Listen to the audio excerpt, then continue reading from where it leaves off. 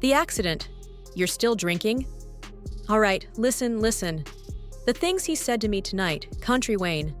I'm telling you, there was never a moment where he truly loved me or us as a family. And for her to feel more at ease while I sit here feeling like a failure as a mother, no, you don't want to do this. Money. I'll give you whatever you want, please. I have money. I have connections. I know people in powerful places.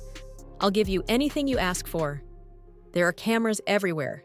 You don't want to do this. You really don't. Your pop, he doing all right? Don't talk about my Che. Hey Che, check this out. Join me as I dive into the courtroom showdown between Erica Pinkett and Kountry Wayne, trying to uncover the real story behind all of it. The internet is in a frenzy over this one. From what I've gathered, Erica Pinkett is accusing Kountry Wayne of breaching a contract they had previously agreed upon. Apparently, Kountry Wayne didn't hold up his end of the deal, which ultimately cost Erica Pinkett a significant amount of money. As you'd expect, this has stirred up major tension between the two, and now it's escalated into a full-on legal battle. This isn't their first time clashing, though. There have been several public incidents in the past that made it clear their working relationship has been rocky for quite some time. I've come across clips of them arguing on social media, and it's obvious there's been bad blood brewing for a while. From what I've gathered about the case, this legal fight has the potential to stretch out for quite some time. Both sides have brought in top-tier lawyers, and it looks like this will be a drawn-out process that could go on for months. Reports suggest that Erica Pinkett is seeking significant damages, while Kountry Wayne is firing back with claims of his own. Sometimes kids just need emotional support. It happens. You're an amazing mother, I'm telling you. She probably just feels this, you know? I let that man stay in the house so she could have stability, and yet dealing with his alcoholism has been pulling us apart as a family. I've tried. I've prayed on it. I've been patient with him. I told him to go to rehab, and I'm still there, right by his side. I'm splitting bills down the middle with him, standing by him, and yet he doesn't care about any of it. Even after the accident, you're still drinking? Listen.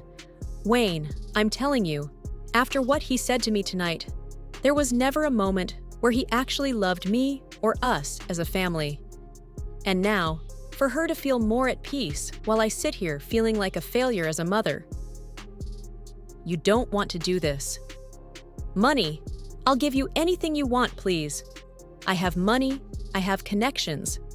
I know people in powerful positions. I will give you whatever you ask for. There are cameras everywhere.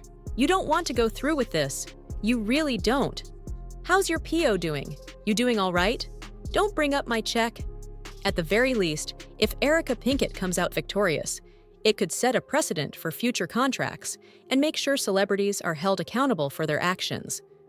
On the other hand, if Kountry Wayne wins, it could change how cases like this are viewed, and it'll be interesting to see how the court weighs both sides. The drama and tension surrounding this case are undeniable. From public feuds to leaked text messages, it's obvious this legal battle has captured the internet's full attention. But beyond all the spectacle, it's important to remember that real people are involved here, and their reputations are at stake. I know people in powerful places. I'll give you anything you want. Whatever you ask for, it's yours. There are cameras everywhere. You don't want to do this. You really don't. How's your pop doing? You doing all right? Don't bring up my take. Hey, check this out. I just got a message. The sun had barely risen on a crisp Atlanta morning when Erica Pinkett's phone buzzed from where it rested on the kitchen counter, sending a chill straight through her veins. Notifications weren't anything new to her, but this one hit differently. At the heart of it was her daughter.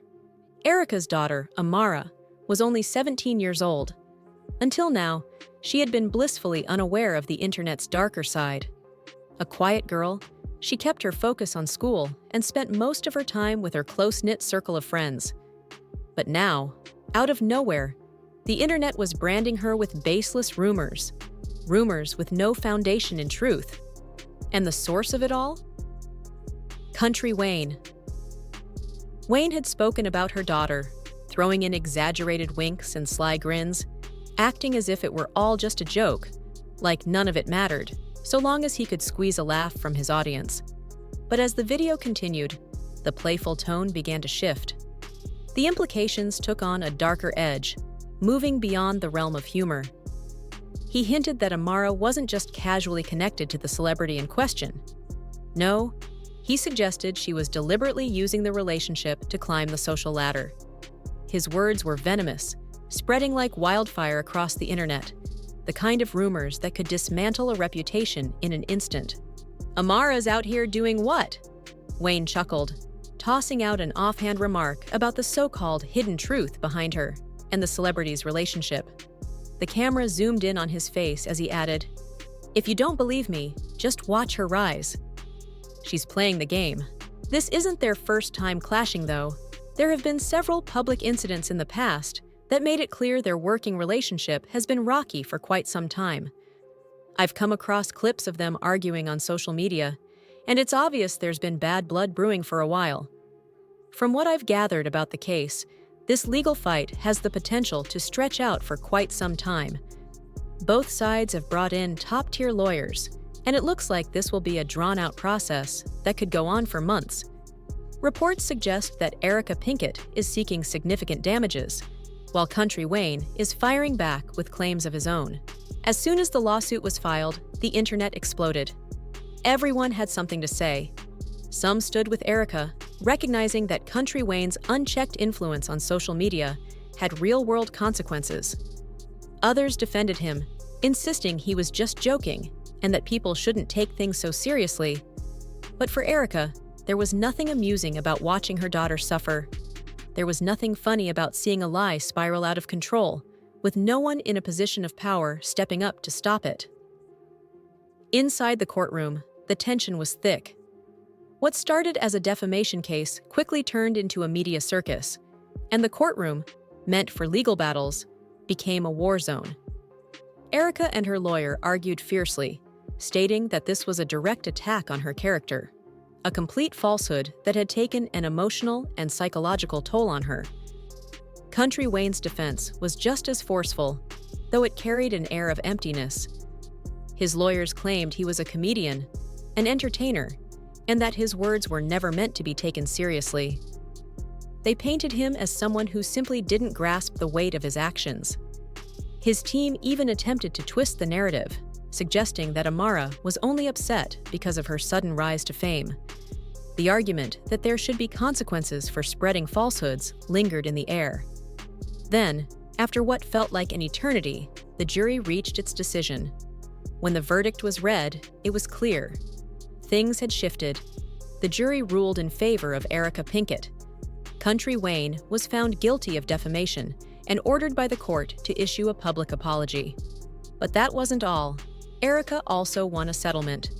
While the financial compensation was necessary, no amount of money could ever undo the harm caused by Wayne's reckless words.